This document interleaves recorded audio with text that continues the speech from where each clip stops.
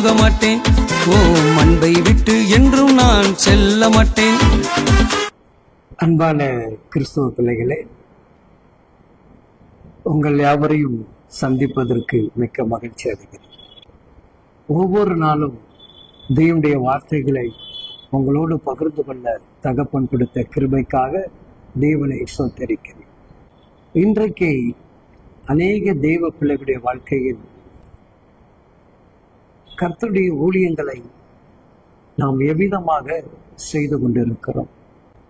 இன்றைக்குள்ள ஆத்துமாக்களுக்கு ரட்சிப்பை ஏற்படுத்தக்கூடிய அபிஷேகம் நம்மிடத்தில் இருக்கிறதா? தேவன் நம் மீது வைத்திருக்கிற நம்பிக்கைக்குரிய பாத்திரமாக நாம் இருக்கிறோமா என்று ஒவ்வொரு நிமிடம் நாம் யோசித்து பார்க்க வேண்டியதாக இருக்கிறது. வேதம் சொல்லுகிறது, 2 கொரிந்தியர் 3ஆம் அதிகாரம் 8வது வசனங்கள் இவ்விதமாக சொல்லுகிறது, ஆவிக்குரிய ஊழியம் எவ்வளவு அதிகமாக மகிமைக்குள்ளதாக இருக்கும். ஆவிக்குரிய ஒரு ஊழியம் கர்த்தருக்குள் பிரியமாக இருந்து செய்யக்கூடிய ஊழியம், சத்திய வார்த்தைகளை சத்தியமாக பேசுகிற ஊழியம், எச்சரிப்புகளை கண்டித்து உணர்த்தக்கூடிய ஊழியம், தேவனுக்கு பயப்படக்கூடிய பயத்தை உருவாக்கக்கூடிய ஊழியம், கர்த்தருடைய வார்த்தைகளுக்கு கீழ்ப்படிந்து நடக்கக்கூடிய ஊழியம், தேவ மனிதர்களுக்கு செவி கொடுத்து அதன்படி ஊழியம் செய்யக்கூடிய தேவ பிள்ளைகள், சிறுவருடைய ஊழியங்கள், வாலிப ஊழியங்கள், முதியோருடைய ஊழியங்கள், இப்படி சபைக்குள் அநேக ஊழியங்கள் உண்டு.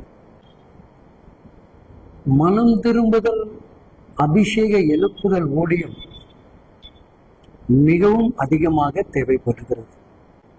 அப்போ இன்றைக்கு தேவ பிள்ளைகளே, நாம் செய்யக்கூடிய ஊழியத்தில் தேவ மகிமை வெளிப்படுகிறதா? தேவனுடைய நாமங்கள் அதில் மகிமைப்படுகிறதா? தேவ சித்தத்தை நிறைவேற்றுகிற ஊழியமாக இருக்கிறதா? இல்லை எதிர்புறமாக ஊழியம் செய்து கொண்டிருக்கிறோமா? அழைப்பே இல்லாமல் ஊழியத்திற்கு தன்னை அர்ப்பணித்துக் கொண்டிருக்கிறோமா? அப்போ இன்றைக்கு அநேக தேவ பிள்ளைகளுடைய வாழ்க்கையில் ஊழியத்துடைய மெயினான காரியத்தை நாம் அறிந்து கொள்ள வேண்டும். காத்திருக்கணும், தேவனுடைய வார்த்தையை பெற்றுக்கொள்ளணும், தேவன் என்ன ஊழியத்திற்கு அழைத்திருக்கிறார் என்று அறிந்து கொள்ளணும். இதை நீங்கள் செயல்படுத்தும் போது அங்கு தேவனுடைய நாமம் மகிமைப்படும். சரிங்களா சகோதர சகோதரிகளே? நிச்சயமாக தேவனுக்கு பிரியமுள்ள ஊழியமால் ஆராய்ந்து பாருங்க. அது யூடியூப் சேனலாக இருக்கலாம், ஃபேஸ்புக்காக இருக்கலாம், இன்டர்நெட்டாக இருக்கலாம், இன்ஸ்டாகிராமாக இருக்கலாம், வெப்சைட்டாக இருக்கலாம்.